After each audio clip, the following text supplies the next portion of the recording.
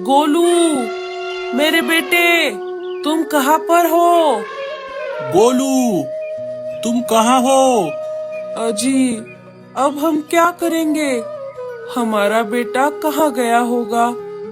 Mummy, आप चिंता मत करो। गोलू यही कहीं आसपास होगा। वो हमें मिल जाएगा। चलो बच्चों, जल्दी से बाहर आ जाओ। मुझे अनाज लाने के लिए बाहर जाना है।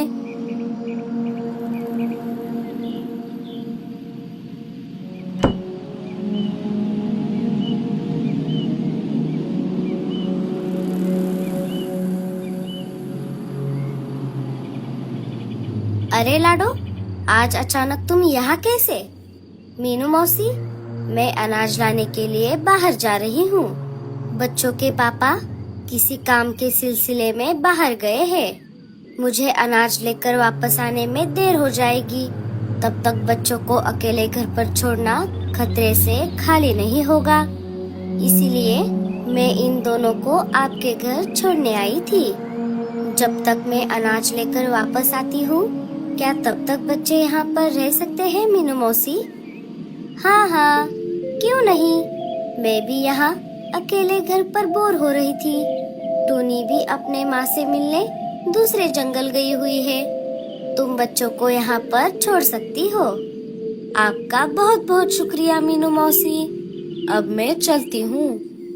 मम्मी, क्या मैं भी आपके साथ आ जाऊँ? मुझे भी आपके साथ बाहर आना है। ठीक है बेटा, चलो हम चलते हैं। पिंकी, मीनू मौसी को ज्यादा परेशान मत करना। काम में उनका हाथ बटाना।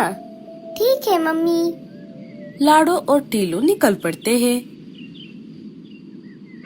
मम्मी, अब मैं और नहीं चल सकता। मेरे पैर बहुत दर्द कर रहे हैं। हाँ मम्मी, मुझे भी बहुत भूख और प्यास लगी है। अब और कितनी देर चलना होगा? बस थोड़ी देर और मेरे बच्चों। मुझे थोड़ी ही दूरी पर पानी की गंध आ रही है। लगता है यही कहीं आसपास कोई तालाब या नदी है। चलो बच्चों, जल्दी करो। हम दोनों के साथ साथ चलो। माया, आगे एक बहुत बड़ा जंगल दिख रहा है। हमें बच्चों पर ध्यान देना होगा। अनाज और पानी की तलाश में हाथी का एक परिवार सुंदरबन जंगल की ओर आ रहा है। उनके परिवार में एक नर हाथी, एक मादा हाथी और उनके 2 बच्चे हैं, जिनमें से एक का नाम सोनी और दूसरे का नाम गोलू है। सबसे छोटा बेटा गोलू बहुत नटखट और शरारती है। थोड़ी देर और चलने के बाद वो सुंदरबन जंगल में आ जाते हैं। जंगल में थोड़ा और अंदर आने पर उन्हें एक नदी दिखाई देती है। सारे बहुत खुश हो जाते हैं और एक एक करके नदी में आ जाते हैं।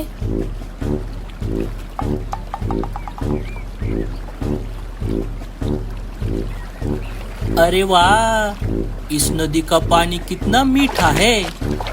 पानी पीने के बाद गोलू बहुत शरारतें करने लगा। बेटा गोलू, जरा संभल कर। नदी का बहाव बहुत ज्यादा है। गोलू, तुमने सुना नहीं? पापा ने अभी क्या कहा? जरा संभल कर। गोलू, शरारतें करना बंद करो और चुपचाप नहा लो। तीनों ने उसे बहुत समझाया, लेकिन गोलू ने उनकी बात नहीं मानी। वो इधर उधर उछल कूद करता रहा।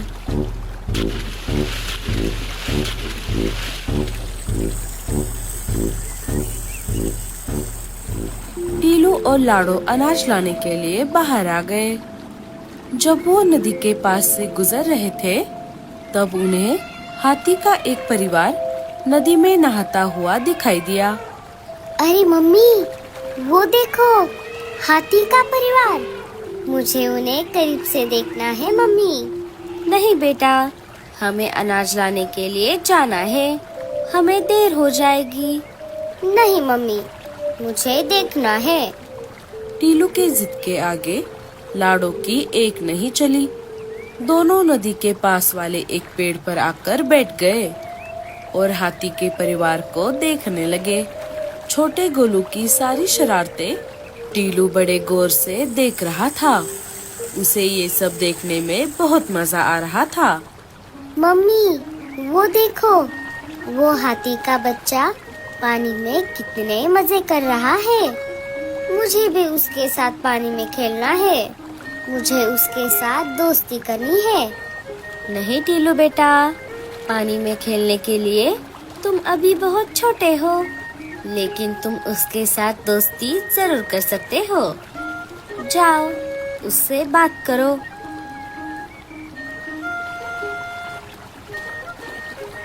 हेलो, मेरा नाम है टीलू। तुम्हें पानी में खेलता हुआ देखने में मुझे बहुत मजा आ रहा है। तुम्हारा नाम क्या है? क्या तुम मेरे साथ दोस्ती करोगे? क्या? तुम्हारी हिम्मत कैसे हुई ये पूछने की? तुम्हें पता है ना, मैं एक हाथी का बच्चा हूँ। इस जमीन पर सारे प्राणियों में सबसे बड़ा प्राणी हूँ मैं। तुम एक मूर्ख पंछी हो। हम कभी भी दोस्त नहीं बन सकते। तुम मेरी बराबरी कभी नहीं कर सकते। ओह, अच्छा, तो ऐसी बात है। मैं तो तुमसे प्यार से पूछ रहा था। अगर तुम्हें बुरा लगा हो तो मुझे माफ कर देना। हाथी के बच्चे के साथ टीलू दोस्ती नहीं कर सका। घमंडी हाथी का बच्चा वो फिर से शरारतें करने लगा। क्या हुआ बेटा? उस बच्चे ने क्या कहा? टीलू सारी बात अपनी माँ को बता देता है।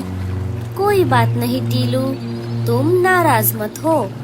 चलो, अब हम यहाँ से चलते हैं।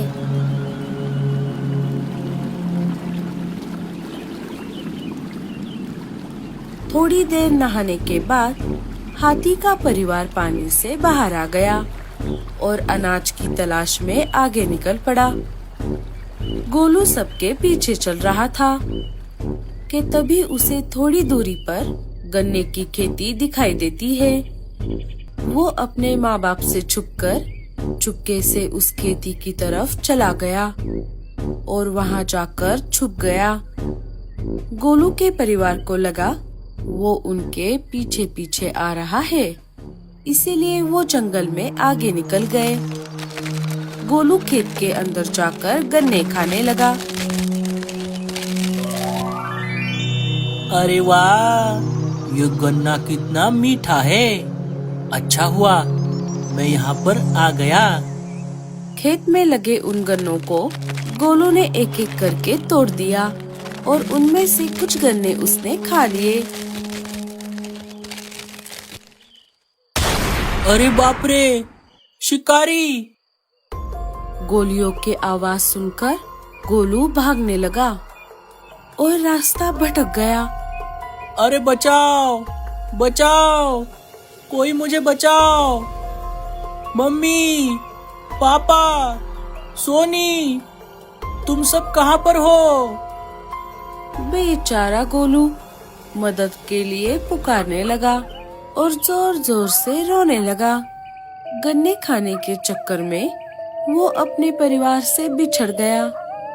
उसे दूर दूर तक अपना परिवार कहीं पर भी दिखाई नहीं दिया। गोलू रोने लगा।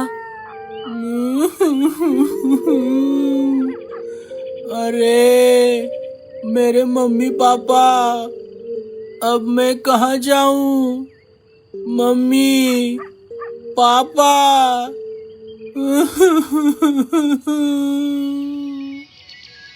तभी वहाँ से टीलू और लाडो अनाज लेकर अपने घर की तरफ जा रहे थे। उन्हें गोलू के रोने की आवाज सुनाई दी। वो दोनों उसके पास आ गए। वहाँ आकर उन्होंने देखा वही हाथी का बच्चा पेड़ के नीचे बैठकर रो रहा था। अरे दोस्त, क्या हुआ? तुम ऐसे रो क्यों रहे हो? गोलू सारी बात टीलू और लाडो को बता देता है। मैं रास्ता भटक गया। मुझे मेरे मम्मी पापा के पास जाना है। लेकिन तुम दोनों यहाँ कैसे? जब तुमने मेरे साथ दोस्ती करने से मना कर दिया, तब मैं और मेरी मम्मी वहाँ से निकलकर अनाज की खोज में निकल पड़े। बाद में अनाज लेकर हम हमारे घर की तरफ जा रहे थे कि तभी तुम्हारे रोने की आवाज हमें सुनाई दी और हम यहाँ आ गए। मुझे पता है कि तुम थोड़े से घमंडी हो और इसी घमंड की वजह से आज तुम इस मुसीबत में पड़े हो। मुझे माफ कर दो, लेकिन अब मुझे बहुत डर लग रहा है। बेटा, तुम डरो मत, हम तुम्हारे मम्मी पापा को ढूंढने में तुम्हारी मदद करेंगे। तुम हमारे साथ चलो। लाडो और टीलू आगे निकल पड़े। गोलू उनके पीछे पीछे निकल पड़ा। वो उसे रास्ता दिखाने लगे। गोलू, मेरे बेटे, तुम कहाँ पर हो? गोलू, तुम कहाँ हो? अजी, अब हम क्या करेंगे? हमारा बेटा कहाँ गया होगा? मम्मी, आप चिंता मत करो, गोलू यही कहीं आसपास होगा। वो हमें मिल जाएगा। थोड़ी ही देर में टीलू और लाडो गोलू को उसके परिवार के पास लेकर आ गए। मम्मी, पापा, सोनी। गोलू, तू कहाँ चला गया था? गोलू सारी बात अपने परिवार को बता देता है। माँ, मैं रास्ता भटक गया था। इन दोनों ने मेरी जान बचाई। गोलू बेटा, इस घटना से हमें क्या सीखने को मिला? छोटा हो या बड़ा, हमें किसी को कम नहीं समझना चाहिए। मुसीबत में जो हमारी मदद करे, वही हमारा सच्चा दोस्त होता है। मेरे दोस्त, तुमने बिल्कुल सही कहा।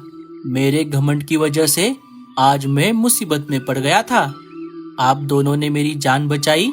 मैं आपका ये एहसान कभी नहीं भूलूंगा। हम हमेशा के लिए अच्छे दोस्त बनकर रहेंगे। आगे चलकर हाथी के परिवार ने हमेशा के लिए उसी जंगल में रहने का फैसला किया। ये दोस्ती हम नहीं